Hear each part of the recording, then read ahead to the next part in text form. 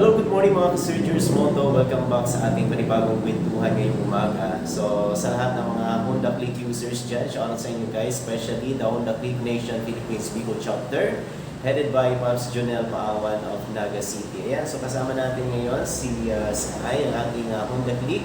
So, ngayong umaga mga ka-Surgers, meron akong itutulong sa inyo. Tara, samahan niyo ako. So, yan mga ka-surgers, naranasan nyo na rin bang ma-stress sa motor nyo dahil sa mga lumalabas na indicators sa dashboard niyo?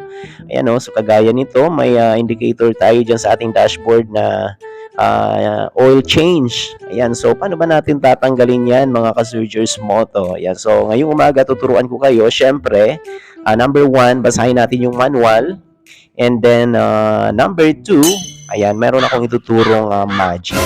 Ayan. So, tara guys, umpisa na natin. So natatakpan lang itong ating dashboard, itong tinakip natin. So ito yung set button, ano. So pipindutin lang natin 'yan ng madiin, parang hinihigop mo lahat ng stress sa buhay mo habang pinipindot mo 'yan, ano. So pindutin 'yan ng madiin. Ayan, so didiinan niyo ng maayos. So and then i-off natin yung ignition.